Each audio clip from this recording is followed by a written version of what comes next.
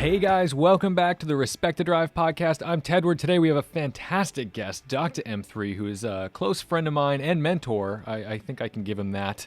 But how are you? Are you doing okay? You restraining yourself for telling your boss how you really feel every morning when you wake up at 8:30 and check your emails and realize the demanding work that you've got to do and attempt to clean your home and not watch too much TV the whole day? Yeah.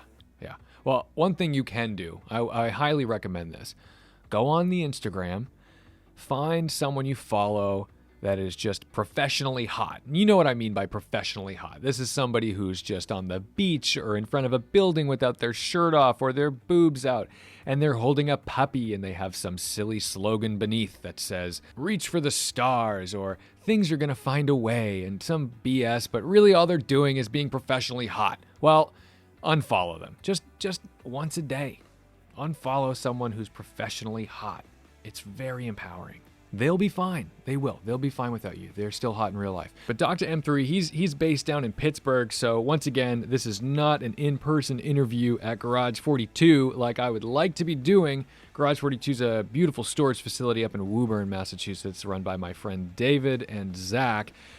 If you do have a car that you need to keep out of the elements, give them a call. They'll give you a private tour. Very COVID safe, all that good stuff. But I actually did just film a tour video with Zach and David, so that'll be coming up pretty soon. You get a feel for what this place is and what they can do for your vehicle. But I really like this chat that I had with Cody. We talked about kind of the beginnings of his supercar ownership. He's known for the Lamborghinis, and he's kind of become an impressive ambassador for the brand. He's very accessible. He builds beautiful cars, but we got a little deeper than that because I had a little run-in with the law the other night. I got pulled over in my Porsche going a little fast. Not crazy, just a little bit. There's a video of it. You can determine for yourself whether it was irresponsible of me.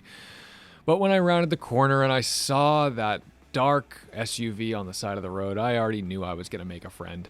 I had a good experience with this officer, and I also know that that's not the case for everybody. And I wanted to know what his experiences were. So we get into that a little bit, and I really appreciated his perspective, and I hope you do too. So without further ado, he also gives us a little nugget into his next supercar. So yeah, now without further ado, here's DoctaM3. Did you go out for National Ice Cream Day today? Cody, I eat so much ice cream every day. That's not an excuse. My life is like, those Christmas towns when every day is Christmas, and you go to Florida, it's 110 degrees and everyone goes in and sits on Santa's lap. It's July. I mean, it makes the 25th a little less special, but I eat so much ice cream. My mom came home. For those listening, I've been living at my parents' house for the last few months from COVID. And I will be leaving my apartment soon because at this point it's basically $1,000 a month storage facility. Yeah. But she always comes home from Whole Foods with 6 or 7 pints of Ben & Jerry's for me, and she knows her boy. Ben & Jerry's is the bomb. But one of the things I've been doing, we started years ago. I don't know why. Like, we would do a car event, and all of a sudden we're just like, let's just go get some ice cream, and it's become a recurring thing that after any event, whether it's a car show or we go cruising, the capstone is a stop, and we try to make different ice cream places, and most likely the mom and pop ones as opposed to the chains. We've done the chains, but that's the thing. It's just to discover new and cool and interesting ones. Well, we've done some good drives. I mean, I haven't done crazy drives with you guys out there, but I've been there in rural outside Pittsburgh towns, and there's a lot of farms and stuff. I saw cows. There's definitely dairy out there. Dude, listen, all you have to do is travel 15 or 20 minutes outside the city of Pittsburgh, and you're in farm country. Pittsburgh Easy. Is very weird. I didn't know anything about Pittsburgh until I was there. It was the Vintage Grand Prix. I don't remember if it was the first or second one, but I just remember being blown. I'm like, why the hell does Cody live there? This is a weird town. And I knew you worked there. I got that. But at the same time, I'm thinking, okay, well, you're really, you're very successful at what you do. You could very much move anywhere. You could go work Yeah. at pretty much any healthcare system in the world because Yeah. I'm going to blow a little smoke, but you're that good. And if you wanted to leave Thank like you. the big world of Pennsylvania, it'd be pretty easy for you to do until I went there and I'm like, wow, this city is nuts. So anyone who just thinks of Pittsburgh as kind of like some podunk just All there. burnt out steel. Yeah. I mean, Right? there's stuff That going was my on. bias. That was my bias before I got here. I mean, I thought of Pittsburgh as one, Midwest, and two, steel, Rust Belt. I mean, that's how it's presented. I think anybody who comes here is blown away by what they find because it's not what my preconceived notion was when I got here. It's meds, it's medicine, it's education, it's tech. Google's Eastern headquarters is here, CMU and the robotics. What is this? Uber, the self-driving stuff. The headquarters was here. I mean, Alex crazy stuff. Alex Alex down Roy is there. here too. Yeah, You exactly. you bump into him once in a while. That's very strange to me. Oh, that's so awesome. What were you driving when you got there? When you moved to Pittsburgh, what were you pulling up in? When I got to Pittsburgh, I had finished residency, so we're giving away a little bit of what I do, but it's okay. We've blown that up on the smoking tire. Yeah, exactly. I mean, I did invent big ass fans. I mean, asterisk. That's the running joke. I wish that was true. I wish that was true. I would be in a totally different position, but I think when I first moved here, I had a that's right. I had the 328i. I'm a BMW guy. Naturally, Mr. DoctaM3. Exactly. And actually, a couple of years later is when I bought the E46 M3. Okay. Was that a convertible? Yes. So it was my first M. I loved that thing. I actually waited. That car sat in the dealer's showroom for like 3 weeks while I was waiting to get Hammond PG3 wheels, PG2 wheels, I think there were. And dealer came in and saw the car because it was titanium silver with Imola red interior. And that combination, very sporty combination. You don't see a lot of cars, at least then, like this. And he offered to pay them, and he's like, no, it's somebody's car. And he's like, I'll pay you over this. And they called me, and I'm like, I want my car. What are you talking about? Right. That wasn't the first time that's happened. We can maybe talk about that later. But yeah, but that was back in the day, man. Well, all right. When was your first? What were you driving when you made the leap to your first supercar, and what was that? Because it's so bizarre because before I met you, if you said, what is a Lamborghini owner? Okay. I would have just said like, oh, some muscle-bound orange tan, spray tan guy with like puka shell necklace, spiked gelled hair. And I would have described like this really... You're forgetting chest hair that's coming out. Yeah, come on. Prolific. Because it's either prolific or he's lasered it off. There's no in between, right? Oh yeah, this is true. This is true. They're very polar. And also somebody who's very protective of their stuff. Like, I mean, you are. I'm not saying you're not. You are. But you're also very generous with it. So anyway, I meet you. And I'm thinking, here's this guy. Honestly, I'm the most paranoid person in the world because when Eli Ignition Tube had introduced me to you, here's this guy, clearly wealthy, successful, all these Lamborghinis. I was so afraid to meet you because I was afraid that you were going to be a monster. I was afraid that there's no way there's this guy who's this nice and open and caring and gives a shit about like really small creators. I was like a nobody. I still am, but whatever. You were just so open and helpful. And then I met you and I'm like, oh my, who is this guy? And you've basically become, whether they know it or not, I'm sure they kind of do. You're like the best Lamborghini brand ambassador ever. Wow. Wow. I don't know. Because you are you were the most accessible person to pretty much anybody. I've never seen a soul walk up to you at a car show where you weren't like emphatically happy to meet a fan or to meet somebody who knew nothing about your car and called it a Ferrari and whatever, you know what I mean? Like we've all seen that. Like, what kind Yeah, of we've seen Ferrari it. is this? And yeah, you can do the reaction videos and make a little fun Yeah, of people who point and say something silly. yeah, But you've yeah. always been very generous, and you can easily switch gears between the hardcore people, the Matt Farahs of the world, and the dude literally running up to the car at a red light screaming, "Oh my God, what is that?" You know, Yeah, and it's so yeah. funny, and I love it. So all right, tell me now that I've blown a lot of smoke, what was the jump from the M3 to, say your first supercar? Yeah, so this is actually a really interesting story, and it involves your town.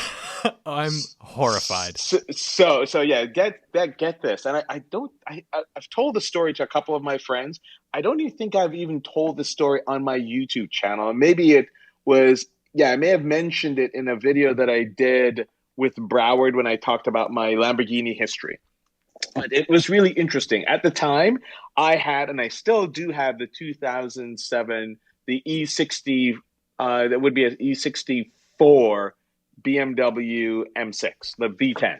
Still have that car. Love it. Will not get rid of it. In fact, I just saw it this weekend, went to the garage and kind of stroked that it. poor And neglected car. I know, but You it's have never going to go. She knows I love her.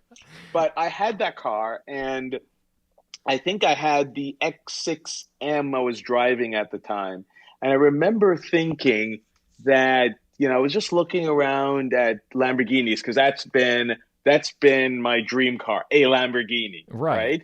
The sort of typical, oh, I had a Lamborghini on the wall. I actually had a poster, right? So that was what I was interested in. And then I was just looking around, and I remember going home one Christmas back to New York. I was living in Pittsburgh at the time, and went back home to celebrate. And I decided with my sister, who's also into cars, that I was going to go and just check out some exotics. And so I went to Lamborghini, on two Lamborghini dealerships they had on Long Island. So I visited those, and I was just looking around at the cars. And the car that kind of struck me was this car that had all this carbon fiber, and that was the 2008 Superleggera. At the same time, I was like, oh, let me just kind of, shop around. And I went to the Ferrari dealership and looked at that, and didn't get to test drive any of these, right? Because they No, didn't know who I was. absolutely I'm a hole not. in the wall. Then I'm going to be like, oh, here are the keys. Anyway, so I looked around, and I saw the Ferrari, the F430 Scuderia, which was essentially the equivalent, if you want to say that, Sure. of the Superleggera. And I looked at a whole bunch of different cars, and I kept coming back to the Superleggera. And, ultimately, through some connections and people I knew, I got a chance to drive the Scuderia. And then I also got a chance to drive the Superleggera. And there's no question that the Ferrari has the Ferrari DNA. But there's something about the Superleggera that was, it was literally on rails. You turn it, and it was there. It's all-wheel drive, right? So you probably could throw around, and I wasn't going to do that on a test drive, a Ferrari trying to kick the back end out. You're a far more respectable person than I. Yeah, so I'm not going to do that on a test drive. But the interesting thing, how I stepped into that first car, which is how this involves your town, I got online like everything else and looked around the country. Now, the Superleggera, they had finished production. They had a couple of cars left around. People were selling them in the used car market. But I found a leftover demo that had only about 110 miles on it. Now, remember, these cars come from the factory with anywhere from 50 to 75 to 80 miles on the odometer. And this one in Lamborghini, the old Lamborghini Boston, not the current owner, but the old one. And I called up the guy just out of the way and said, hey, this, it was gray. It was a color I liked. It was Grigio Telesto. And I inquired about it. And he goes, oh, yeah, that car is a customer who, we were just talking about it. And he's like, yeah, this guy put down $30,000 on it. We did some modifications on it. I think they did PPF and a couple of other things to it. And then he just decided that he didn't want it, and he walked away. We didn't give him his money back. Now, this stupid salesperson, if you're a smart salesperson, you never say that there's already 30 grand into this car. Bingo. Now you just found 25 grand off. You just gave me a huge discount. So I was with my friend and I looked at him and I go, oh my God. So it's going off in my head. This was around 1 or 2 o'clock in the afternoon. And I got a good feel because I looked at this car over the weekend. This was a Monday that I called him, and the salesperson was talking to him. And he's like, go through it. And I said, listen, I'm interested. If this car still has warranty and everything is good, I'll take it. And he goes, great. And I said, however, I want that $30,000 towards my price. He's like, I can't do that. I said, well, listen, I am prepared to call my bank right now to wire this money. My bank closes at 4 o'clock. By the time we're done, hard sold this guy. Oh, so I said, listen, I will wire you this money by 4 if you accept this. So we have 2 hours, right, to do this deal. And I knew they'd been sitting on this car now for almost close to a year at that point. And so I'm sitting around waiting for this call. My friend and I are just like, I guess we're not going to do it. And I kid you not, 15 minutes, so 3:45 p.m., he calls me back and he goes, okay, we will do it. And I was like, awesome. I already told my banker that they needed to wire it. And they wired it that afternoon, literally, because everything was queued up. I didn't think it was going to happen. But that's how I got into that car, which was, I think they were asking $185 for it something like that. And basically, I got it essentially for about $150. That's $155. insane. What are those worth now? Aren't those kind of high now? The funny part is, because I just sourced one for a buddy of mine, they are still selling for a low of about $125 to $155. So about what I paid for my car. That's crazy. Well, you know what? Listen, that was a limited run too, right? I think they made 250 cars worldwide or 350 cars worldwide. My car was the second rarest color. So my plate was one of 24, because in Grigio Telesto, they made 24 of those worldwide. The white was the rarest of them all. They only made 10 white cars. And then they made the orange and a bunch of other colors. But that was pretty insane. And so that's how I acquired my first Lamborghini, and I could never pull off a deal like that with a Ferrari from the Scuderia. Were you a shrewd negotiator, to steal Ed Bullion's lingo? Oh, I was. Or did you get that from your friend, or is that just you? I mean, I know your mom is fairly entrepreneurial, so I figure you got to get something from mom. Oh, well, listen, like most guys in the car world, I mean, we buy and sell cars all the time, right? I am afraid. I hate selling cars. Well, you know what? I've had regrets. Like, I should not have sold that E46 M3 that I'm now looking for in a coupe version. And I see that car. Last time I saw it was a few years ago, and it's in bad shape. It's old significant other. You don't want to go back there. You are so funny, because I will watch you build and spec a brand new Lamborghini from the factory, yet you will still send me Craigslist ads on M3s that are like $17,000 going, I don't know, man. Should I do it? I'm like, I don't care, Cody. It's 17 grand. You can make the mistake.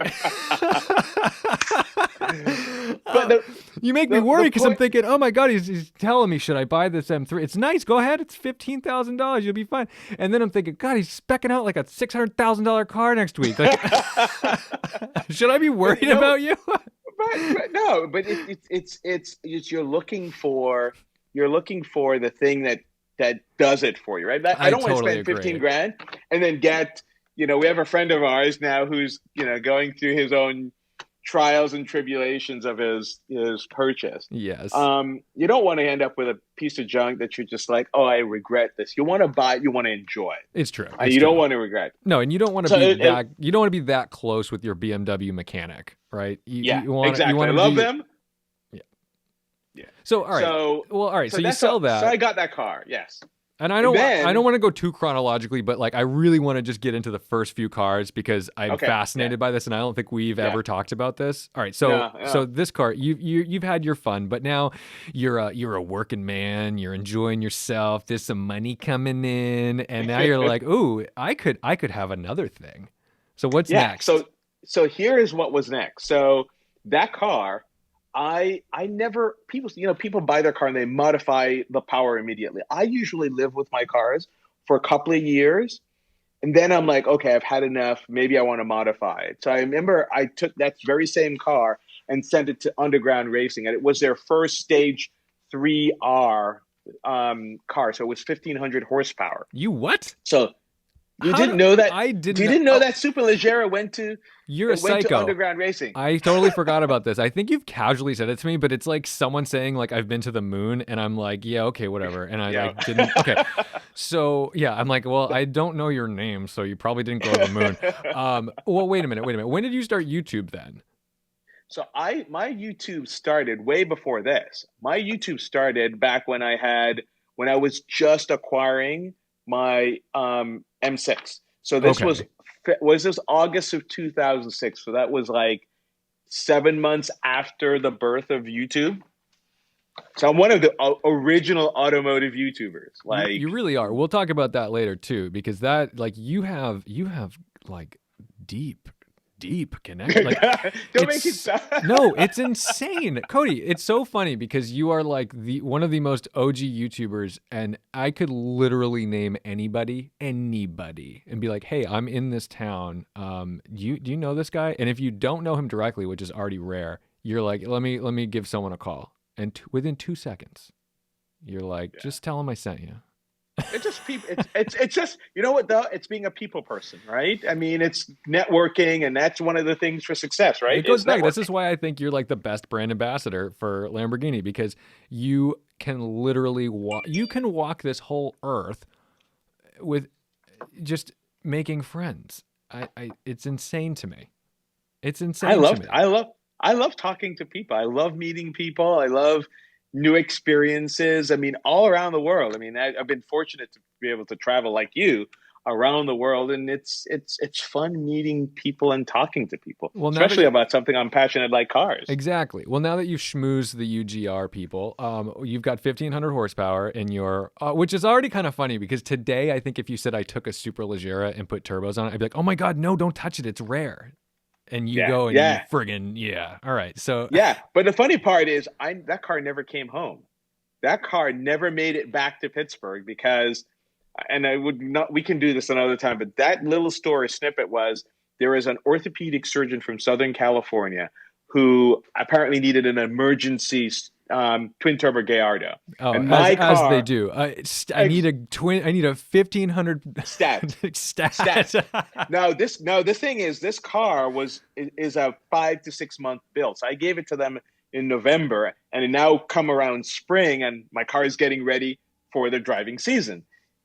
Obviously, in Pittsburgh, in California, it's driving season year round. But this guy apparently, I didn't know at the time, had crashed. They had done a Gallardo for him. They actually did a Viper for him, which he promptly wrecked. So they They love him. did He's a they return did. customer. Oh yes, a return customer. Just They did a survive. Gallardo for him, As long as he and he survives the survived. impact, He they're selling survived another car. exactly. So they sold him. So he came to me with a dollar figure, and I'm like, no, no, no, I want my car. Blah blah blah. And this is going to feed into my sequence of cars. Then they came back. I said no. He came back with an absurd number. Now my dad told me never, unless there's sentimental value, never get too connected to metal, which I still don't buy because I'm You are you. connected to. But I know you. I'm hearing you say those words. I'm hearing them. I'm hearing them. I know they're not rooted in your they're in your. not. There's no truth in Trust me, that. there is regret there, as you can tell. But this guy, the offer that he made was so obscene. It was basically twice the value of the car and the actual build. And Wow. at that point, I was just like, okay, you Like got it. yeah, the check clears. Goodbye. Now, incidentally, just around that time, I got to see the unveiling of the Aventador. So Where was that? that was in New York. So New Okay. York, Lamborghini invited 100 potential customers from around the world. Those were the first people that they showed public the car, but you had to leave your phone and all this sort of stuff. And I remember sitting there. Now, that weekend that I went, so the weekend, Monday, I was going to put a deposit down on a Mercy 670 SVI, white one. The deal was made. This was with Gold Coast. Deal is set. They're the ones that got me connected to go to New York for this unveiling. And I brought two of my friends. One of them, we won't mention his name, a certain YouTuber. And the other one is a buddy of mine who actually was in Saudi Arabia, who's now back. And we went to this unveiling and saw the Aventador. It was about 80% done. So it was a little rough in some places.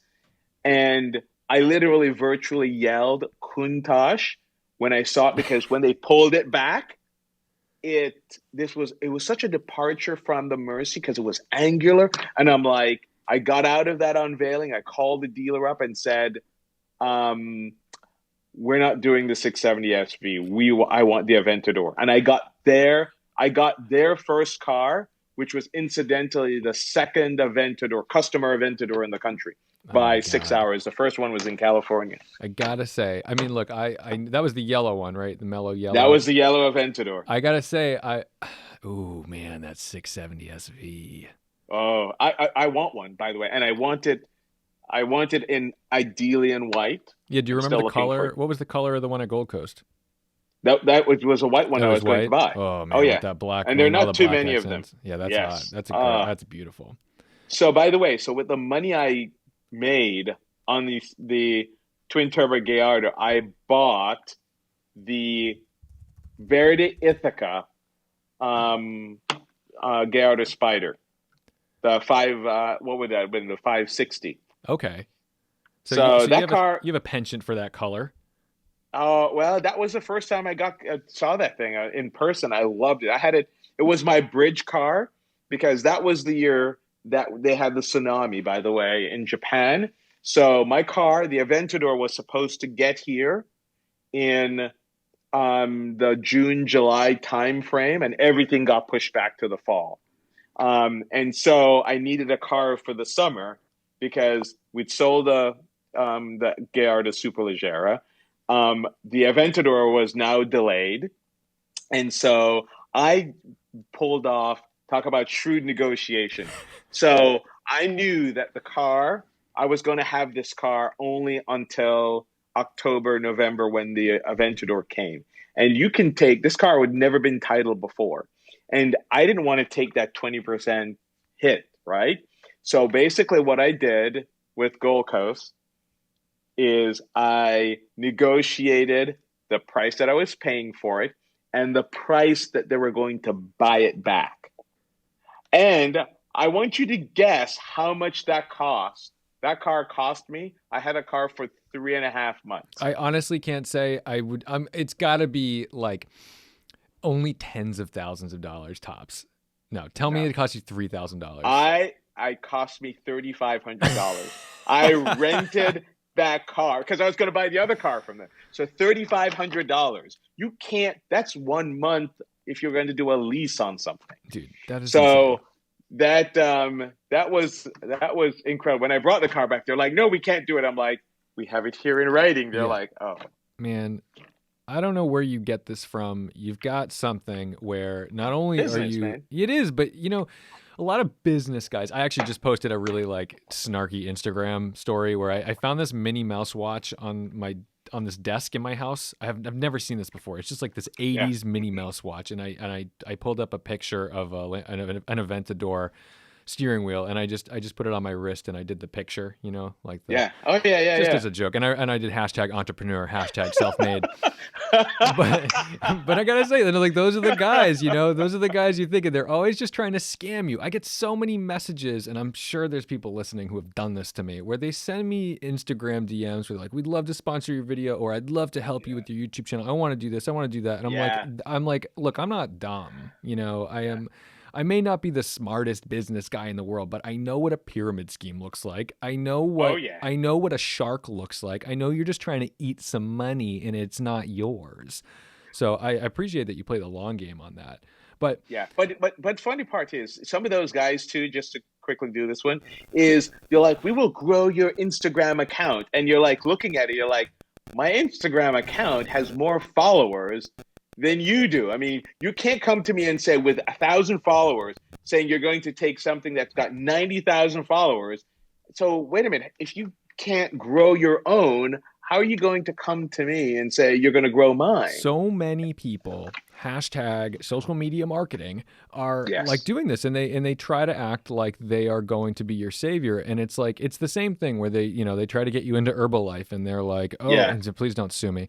They're still in existence somehow. But like, they come to you and they're like, oh, you could make up to $65,000 a year. It's like, oh, cool. Well, how much do you make? And they're like, oh, well, I'm just getting started. And, Yeah. and I'm like, yeah, well, so you've made nothing. You've spent $3,500 on product, and now you're just trying to recruit me so you can get your $50 a month kickback. Exactly. I get it. It's just very frustrating. I hope, and, in this time, especially with COVID, when people are losing their jobs, things are not going great for a lot of folks. This is when those types of businesses thrive because people are fearful. So they're like, they can recruit easily. And, I'm sure you've had your share of sketchy sponsors who want to jump on board the DoctaM3 train. Oh yeah. Oh yeah. It's messed up. But I mean, the biggest thing for me is that you drive your cars a lot. How many miles did you just clocked something big on the Performante? On both of them, actually. I just crossed 10,000 miles on the Aventador.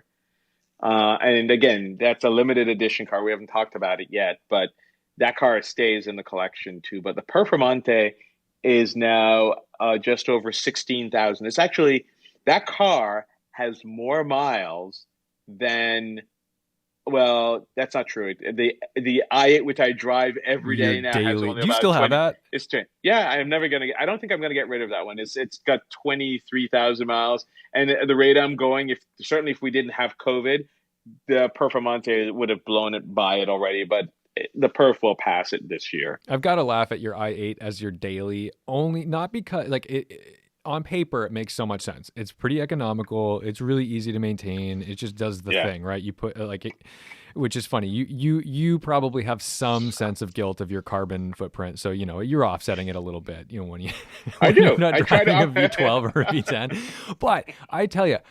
That is, the i8 is one of the most frustrating cars I've ever had to get in and out of. So I laugh because like if I were, oh, quick, I got to get somewhere. I'm on my way here. You never drive. You're never supposed to drive your fancy cars, your fun cars when you have to be somewhere. You only drive them when you want to be somewhere. Want to be someplace. Whereas the i8, I feel like I would probably be so irritated and slamming that door when I get to where I'm going and I'm late for a meeting. And I got to laugh. It is funny. I think you get used to it. I mean, it's, it is true. Anything with a tub, same thing with the McLarens and stuff, right? Climbing over to get in. Although the i8's, because it's a regular height, it's kind of high. But I mean, I just get used to it. I love that thing. I'm in love with that car. I mean, it's been my longest daily. But I've decided I'm going to keep it. I'm going to replace it. I'm going to have another daily, but I'm keeping that car in the collection. I'm going to preface this next segment, and we don't have to talk too much about it if you don't want to, but I did notice, I mean, look, you are prolific in the YouTube community, on the Instagram community. People who know you know you. I mean, look, you can go to pretty much any car show and there's going to be some fan running up to you, and it's interesting because whether or not they're like actively watching you, you are like legendary. The other side of this is you are still a wealthy black man in America. And I have been shotgun in your Aventador before, and you were talking to somebody on the other side of the car, and somebody walked up to me and asked if the car was mine. And at first I'm like, yeah, he's my chauffeur. Right. And I'm like, what the hell are you talking? Now, first of all, there's a couple things I want to like just color, some texture with this. You almost always look like and I don't think you golf, but you almost look like you're ready to go golfing. Like the funny part is I don't even golf. you are like, and to put, the reason I'm saying that is because I usually look like I've just mowed a lawn. That is just me. And although I will have apparel that's occasionally that will have Lamborghini on it. I am not the I'm not the Ferrari guy that No, no, it's the because hat, the no, shirt, you don't the look like underwear, the no. pants, the shoes, the socks. No, but I guess what I'm trying to get at is just to, I mean, adding that texture only because the only Mhm. reason someone would ever look at the two of us in that car, especially with me not driving the car, and ask that Yeah. question has to be something unconscious bias, racially charged thing. Yeah. And I'm wondering, Yeah. like, what is that like for you with a relationship with either the public or like just the image of you in a car like that? Because your cars are flashy. Your cars are like very flashy, Oh yeah, objectively. they're not subtle. They are no. You have a purple Lamborghini, a green Lamborghini, a blue Lamborghini. Like it's amazing. I love it. Also, because I know you, it's almost like comical because you're not really a flashy guy. So when I see you in these cars, it's like I'm watching a kid on a roller coaster, like Yeah. who's just used to going to like regular school every day, and then it's like, but their real passion is like the Superman. You know what I mean? Yeah. And Yeah. so I like it's great watching you light up in those cars. But on the other hand, it's like you also have to deal with like the image of that. Yeah. Yeah. And So I I mean, mean, what is the that? the truth of the matter is, whether it's unconscious bias or it is the presumption that, yeah, and I've heard it too, like, oh, it's a rent. I mean, I've heard people, you Oh, see it's it a in the reaction video, rental. it's Oh, a rental. Oh, you can't own it or whatever. And people will even ask me deliberately, is this your car? And the funny part is when I first started YouTube, actually, nobody knew who DoctaM3 was. You saw hands. And then, at time, because I would have some of my friends, like Danny would drive my car. And so you would see different color hands. And everybody was just like, well, who the hell is this DoctaM3? And it was like that because I first of all, I don't see color, and I wanted the channel was supposed to basically put you. I started those early point of view videos, right? I wanted to put you in the driver's seat. I wanted to make the statement that anybody, if you apply yourself and you have the passion, could be the person behind that steering wheel. right. But once I finally came out from behind the camera, I mean, most people were just like, okay, it's cool. And the vast, vast majority of people are like that.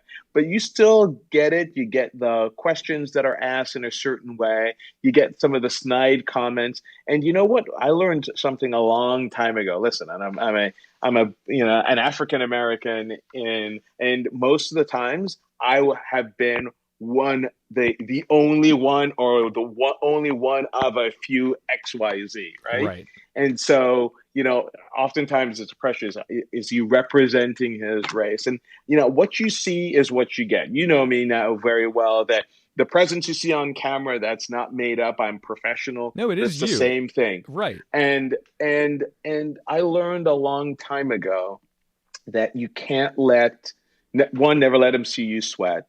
I think never stoop, because there's sometimes people are trying to bring you down, right? And they're trying to bring you down to their level. And you can play that game and you can get down and dirty, but then you're both pigs in the mud, right? Yeah. And you try to elevate it. And then you see me, there are times even my most ardent critics, and there are some people out there that no matter what I do, right? I don't meet their cynicism or whatever it is with more cynicism.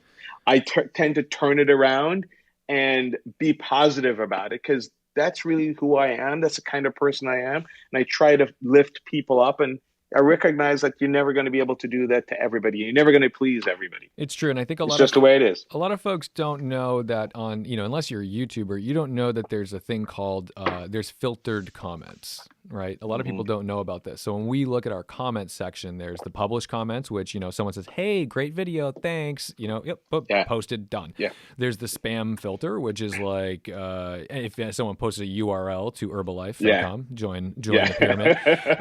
Man, what am I on today? This is not You're good. I'm gonna get God. sued. But then there's also the filtered one, and the filtered comments are usually real comments that are Yeah. blue. I guess they're often vile. They can be inflammatory. They're just. I mean, I've had comments with the N word in it. Yeah. And I mean, I see them, but again, whenever somebody, and this is true in real life, right? So for your folks who are listening to you, right? When somebody does that, what they're trying to do is exert some degree of power and control over you.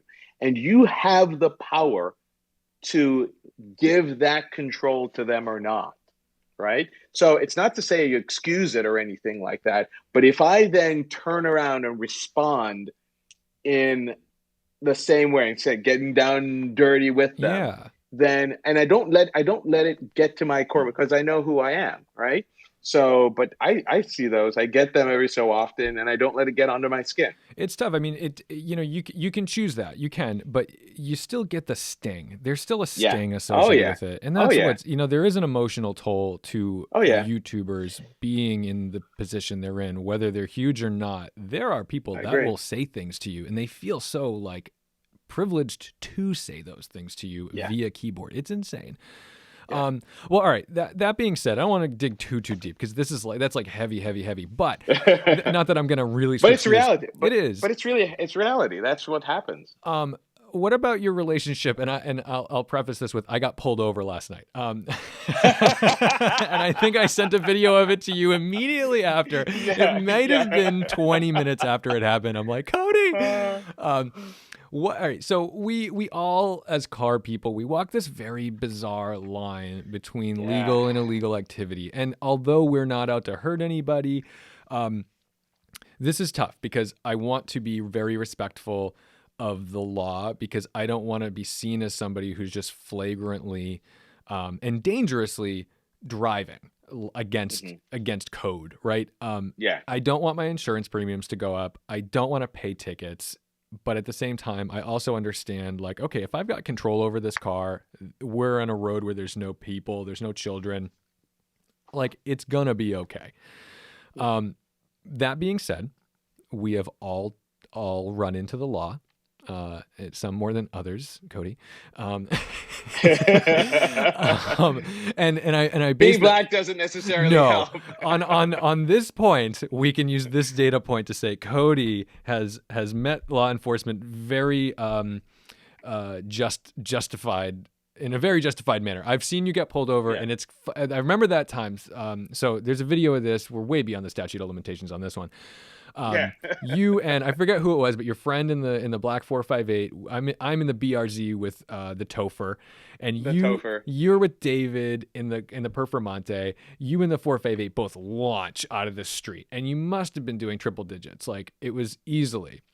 We got there. And me and the Topher attempt to do the same. Okay, we're down about 550 horsepower. So we're into second. We're doing about 45 miles an hour, and that's when a unmarked cruiser with lights on passes us. Okay, pulls you over.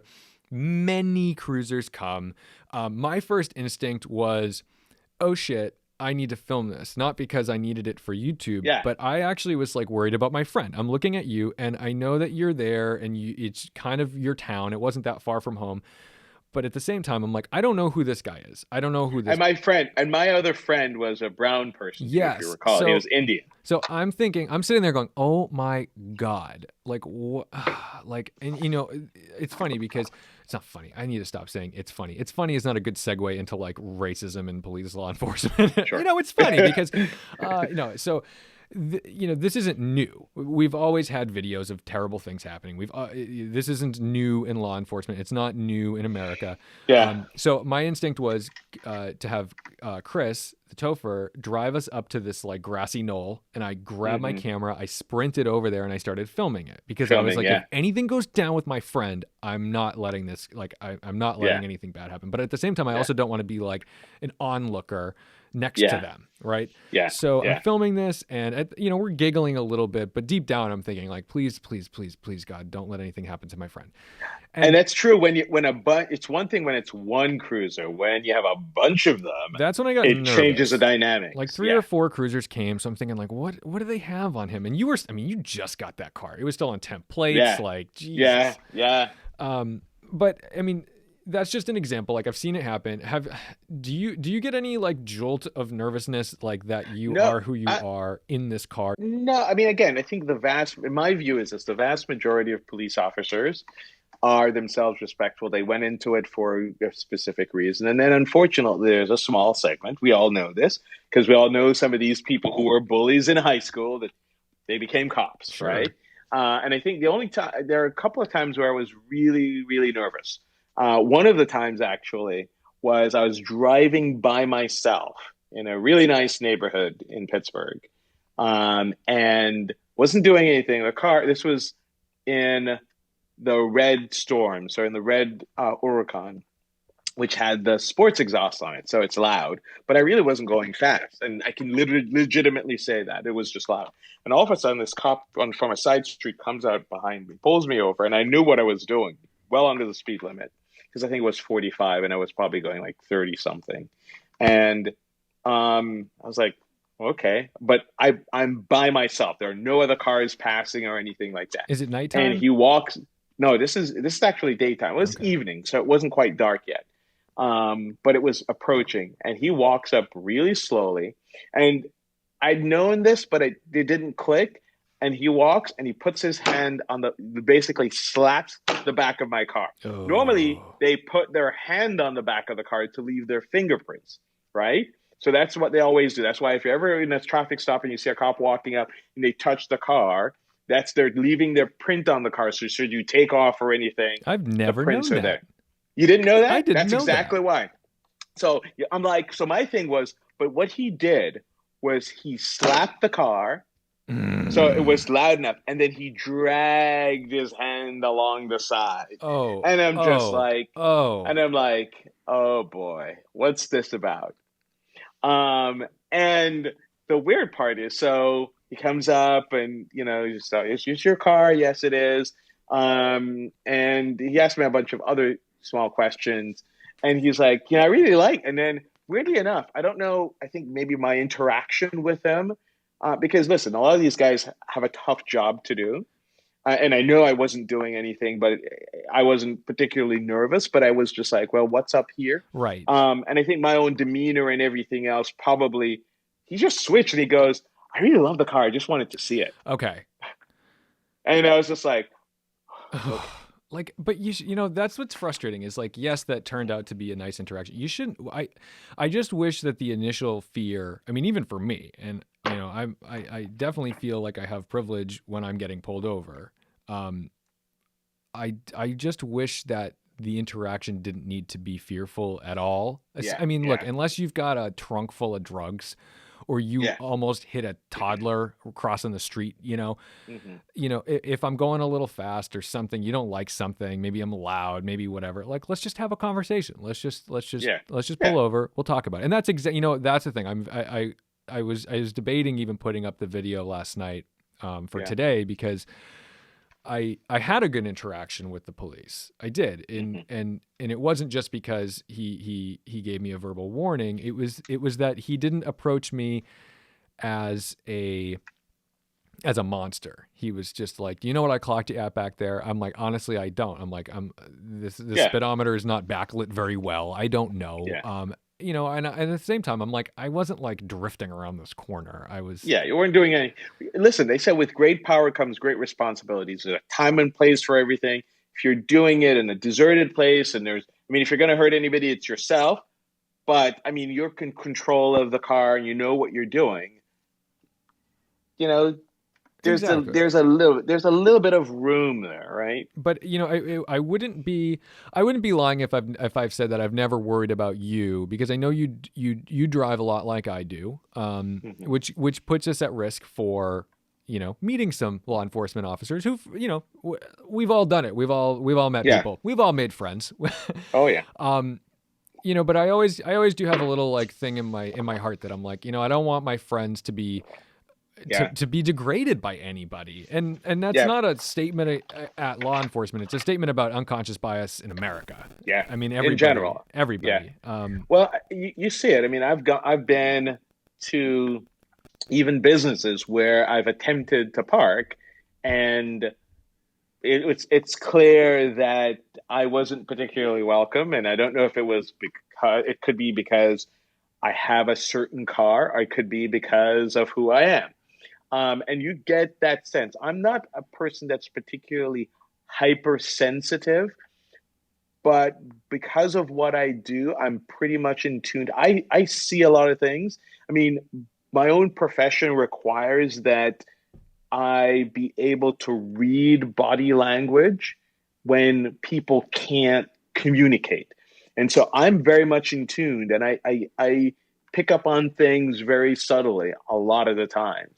And it happens. Well, and It definitely happens. we've all had to laugh off things that are actually painful. Yeah, If it's true. someone makes the nasty gay joke to me, and I'm like, I just don't have the time to correct Yeah, you or to talk yeah, about this. If someone makes some off-color joke to you, it's like there's a level where you're like, haha, okay, but you're like, God, I'm so sick of laughing this off. yeah, But yeah. anyway, At what point do you call them out? Right? Yeah, it kind of depends on my energy level, to be honest with you. If I've just had a granola bar, Nature Valley, we're ready to go. Well, anyway, thanks. I mean, thanks for having that conversation with me, because yeah, I know, like, it's not fair to make anybody the ambassador to that, but I did want to get your personal experience. yeah, And, it's tricky because you can't speak for everybody. You can only yeah, speak to what you've experienced. yeah. And I think by giving some texture to your experience, it shows that like it's not it's not just what you hear on the news. It's not just this. It's not just It's that. real. It's real. I mean, it's out It's real. there, and It happens. and Oh we yeah, and we do have to worry about our friends who could be compromised in that position. yeah. I agree. And again, there are times. Can you imagine that other people who look like me that maybe are not even in that kind of car? Right. I mean, if you're in like a That's even dilapidated worse. Corolla, Yeah, you've got yeah. like that's the You're thing. working 3 or 4 jobs and you've got a busted taillight that happened yesterday and you I haven't been able to know. fix it. Oh my God. All of a sudden you could lose your life just because you get pulled over for a headlight that's out, or you missed using your turn signal and you're dead. But remember too, like, a reason why you think that way too is because we've all seen on the news. Yeah. I'm no celebrity, right? But we've seen celebrities that have been pulled out, that are driving their nice cars, that are in their nice neighborhoods or whatever. It happens to them And too. right, Yeah. They're like, right. what are you doing here? Like, I So, live there. Like, my house is yeah. right there. Oh, all right. And Anyway, I haven't, yeah, I haven't, we're going to go way more refreshing in a second. I wanted to just put that in like the end to the middle, but, yeah, all yeah. right. So because COVID, I mean, first of all, wear a mask, right? We're on that path. Are we happy with that? Yeah. Listen, and again, I'm in healthcare, guys. And you know what? Too, somebody actually asked me. I don't know if you know Carlisle's Pick. He's a YouTuber from New York, actually an old time YouTuber. He used to do mostly bike stuff, and he's like, I think works in investment, Wall Street or whatever. Really nice guy, solid guy. Sent me a text message this weekend asking me, I think it was on Thursday or Friday, asking me about this, about the car community. He's like, do you think the car community? I mean, I'm seeing these huge car shows that are happening. Nobody's social distancing. Nobody is wearing masks. What's up there? And I said, listen. I see it, but I think my experience, at least where we are, and when I look around certain places, I see like Columbus is having their cars and coffee. They are parking the cars every other slot. People there, again, there's a hot spot. They're wearing their masks and so on. I will tell you this, that people still think this is like the flu. You see somebody, even if they go into the hospital, a family member goes into the hospital, you can see what this person is like with the flu, and they recover or whatever, right? You don't want to see somebody with COVID that's dying. It is one of the most painful deaths I've ever, and I've seen a lot of stuff. I mean, I've dealt with trauma. I hope our listeners understand who this is coming from. You've seen a lot in the healthcare field. I've had to help put people back together that have been in car wrecks. Yes. Right? And I've seen some gory stuff. Seeing somebody with COVID, and this is not just elderly people. I mean, I know somebody who is in their early 30s. We lost a 9-year-old. My friend just told me, and then even a 9-month-old die of COVID. So this thing that the young people were invincible, and it's BS. And the worst part is the younger folks tend to be carriers, but they're passing it on to other folks. So it just makes this lockdown on where we are get extended so much longer. So the bottom line is masks work, wear them. social distancing. If we're going to control this thing, we've got to do it. I am not drinking the Kool-Aid, I can tell you, because I am a frontline worker. I've seen it. I have friends. One of my own colleagues, one of the guys that I trained, got admitted 2 weeks ago with COVID-like symptoms. He tested negative. But all the signs, all the radiographs, all the CTs definitely COVID. Few tests later, it comes back positive. Young guy hospitalized. Yeah. On a ventilator. That's really scary stuff. I mean, younger than me. That's crazy. So what, I mean, on a positive note, I guess, what do you do? All right, your Performante didn't get 16,000 miles on it from sitting around Pittsburgh. You trailer that car everywhere. That thing is, not you personally, you've got, that car is concierge service picked up at your home and delivered to you in California. I love what you do with your cars, because a lot of people buy these cars, they either sit in the garage, maybe they go to a track day, maybe they go to a few cars and coffees. You literally are like, I'm going to be in LA for a week, so I want my car. I love that. This year, not really happening, because no, you're not doing Pebble, you're not doing Car Week, you're not doing all this fun stuff that you are like religious about. So what's your car scene this year? So the car scene this year, I mean, trust me, this has been rough. I mean, I think for all of us, right? This is your guys can all relate. This would have been the 10th year of doing Car Week. I've been shipping a car out, just enjoying it. And at the end of the day, why do I even do that? It's about the experience. It's not even so much the car, because I think, and you've heard this all the time, right? It's the cars that bring the people together, but really at the end of the day, it's the relationships that you form. It's the experiences that last a lifetime, those memories that last a lifetime.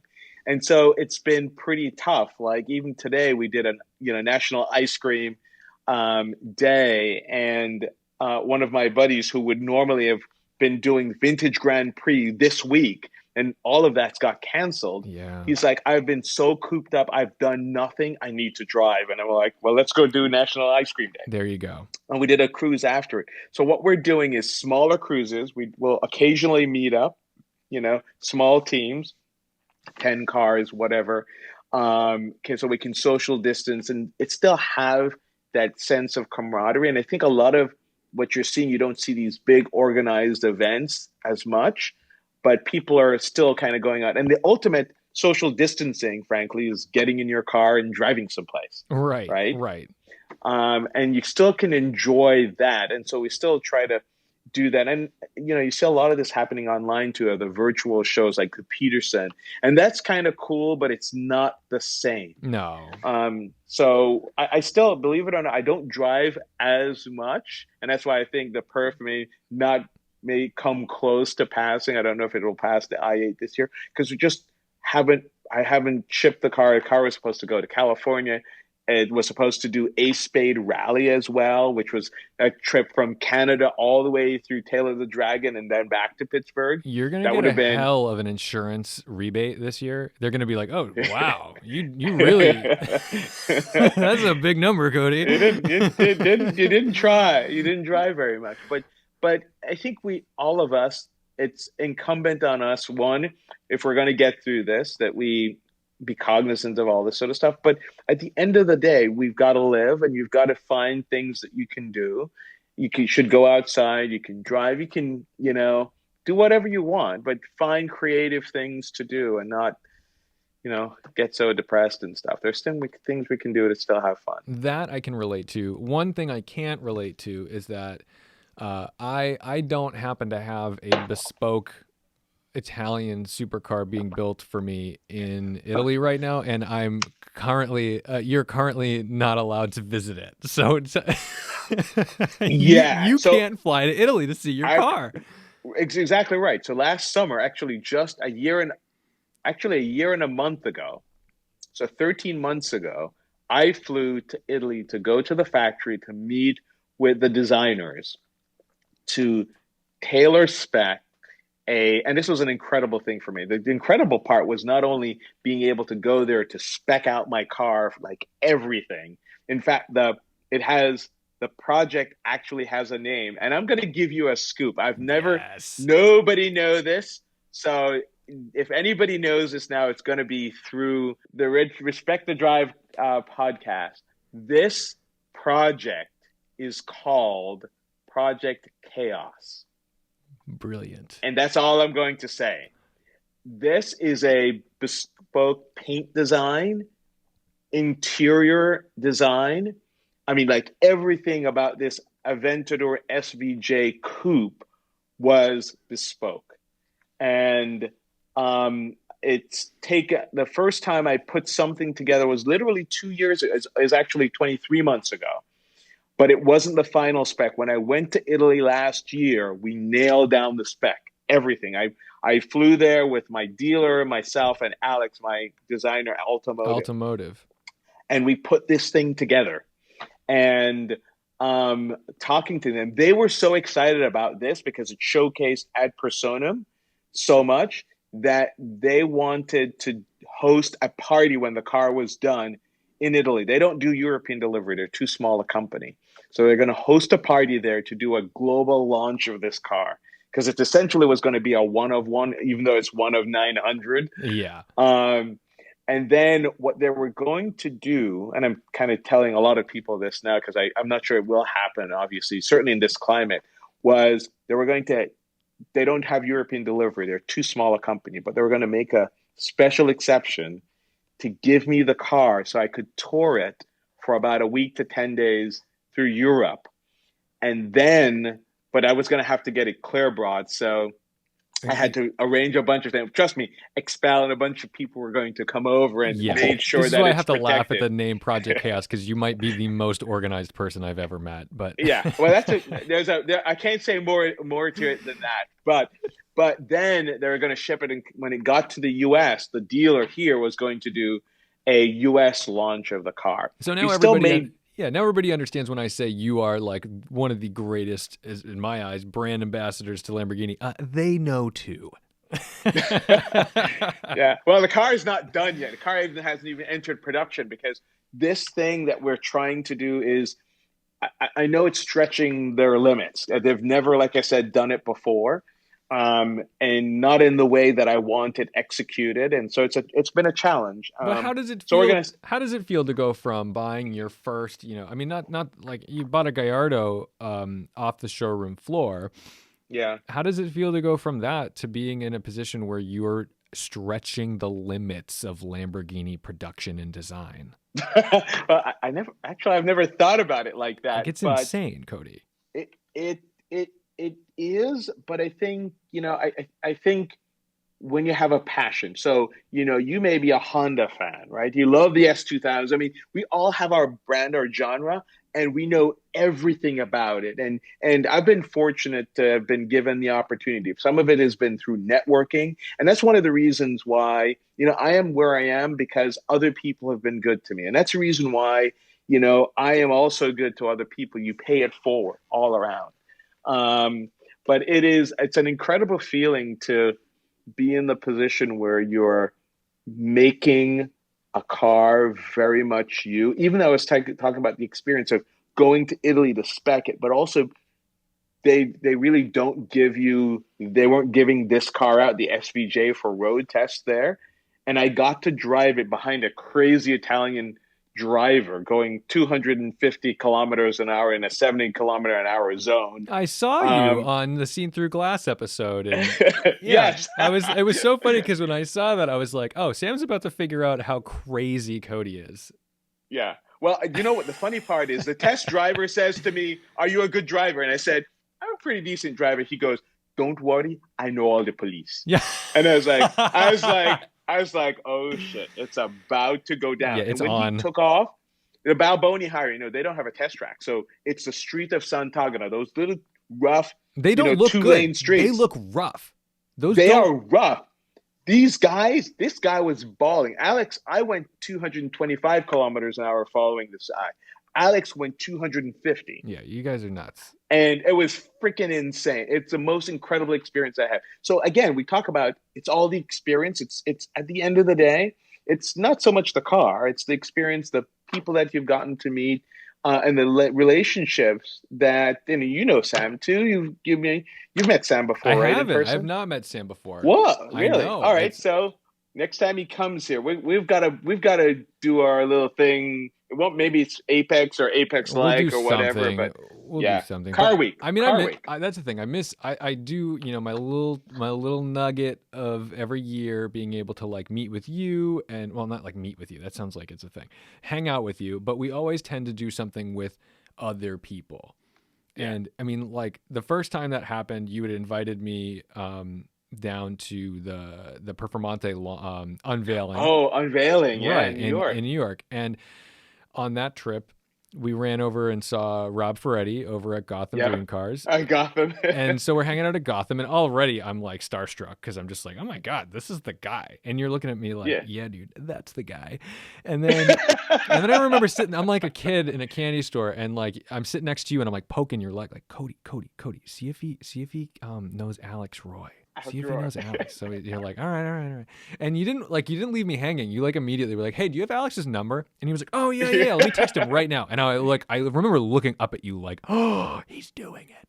Calls Yeah. Alex. Alex is like, DoctaM3, yeah, get him over here. We go there the next day.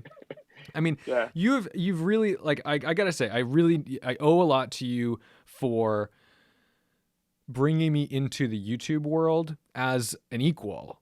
You never look down on the small creators that you've kind of brought into this world, and you've always treated us like, well, why wouldn't I introduce you to these people? You've never looked at us and thought like, oh, well, don't embarrass me around around these No, folks. I mean, but I think, and we all know that there are some YouTubers that are like that. Yeah. But that's, I think if you know car guys, the true enthusiasts, the people that are truly want to do things for the community, that's exactly what you do, right? You're all in this together. It's a family, and that's kind of what. And it troubles me because I also see it splintering in ways that it's not a good thing. No. But I'm hoping that the majority is of things like this where we support each other. And we're also, I mean, it doesn't mean that when we do wrong that you don't get called out on it. No, of course not. And we acknowledge it, and then we be better for it, right? Right. And I gotta say, I mean, look, I've met a lot of people over the years through YouTube, big folks, small folks, lots of people. Mm-hmm. I can't think of any other people. I mean, I think I've talked to you every single day for 4 years. Yeah. We talk a lot every day. I like wake up to you. Hey, what's up? What are you doing? Not, like, and it's just banter. It's nothing crazy, but it's like if I haven't heard from you, I'm like, oh, what's going on? I'm in the past. You're on a plane. I'm on a plane, and as soon as I land, all right, boys, this is Shanghai or whatever. Yeah, it was. and I was doing the same thing. You for used a while to do the too. same thing. We used to be Yeah, like, you used to do. Yeah, our hours were very bizarre, and it was kind of rude because the people in our group chat are usually in the we're always in the U.S. and we'd be like in Asia or Europe, like 3 in the morning, bothering them, like, sorry about your babies, guys. Yeah, sorry. Well, I really appreciate you coming on. I mean, I feel like when we have like good, solid talks, I always walk away feeling refreshed and like, oh, that was the perspective I was looking for. You're a smart guy, and I like your very wise, tolerant, and just creative way of thinking. Yeah. And it makes me feel like the world can be better if we all had you as a mentor. Well, like I said, it goes both ways. I draw my energy from the people around me, and it's even in our own friend group. I mean, it's the same thing, right? It's we all support each other. We listen. It doesn't mean we're all happy all the time. And it's good to have somebody there to kind of help prop you up. There are times I was just like, all right, I'm done with YouTube. Yeah, we're done. Or I'm just, right? And it's just like, yeah, no, soldier on. And, we talk amongst each other. And I think at the end of the day, and I keep coming back to it, it's all about community. And as long as we recognize that and do the sort of things that we can to support, I want to see the community do the things that I'd be proud of. And I want to make sure that I am doing my part to, hold us up. You're not going to see me doing donuts or doing, high speed runs um, in Manhattan in the middle of a pandemic. I just don't. I mean, you can be the richest person, but that doesn't do the car community. You wouldn't believe that. I guarantee you that the frontline workers and first responders and police are just like, frick, we have to deal with this nonsense. Right. Like, And dealing with that person as a role model. That's yeah, what's frustrating. exactly. Because a You're lot of people look up to them because because of what they have. Yes. Yeah. Well, I can't think of a better place to put a pin in this conversation. What a great message. Thank you for sharing some personal stories. I hope we have you back on, because I would like to talk about lots more fluffy things in the future. Yeah, no problem. I'd love to come back on the Respect to Drive. This is really awesome that you're doing this. And by the way, I will say to you that this is another one of those examples of giving back to the community, right? So you're getting, folks on that are interesting. Not saying that I'm an interesting person. I appreciate you inviting me on. You're allowed to own that. I'll give it to you. But I think this is an opportunity for people to learn about a diverse group of people that are out there, maybe that they've heard of before or never heard of. And hopefully we give you some perspective, and it's a two-way street. So that's good. Awesome. Thank you so much for inviting me. I appreciate it, and look forward to doing this again sometime. That was my interview with DoctaM3, and I really appreciate him for being so open and honest about his own personal experiences.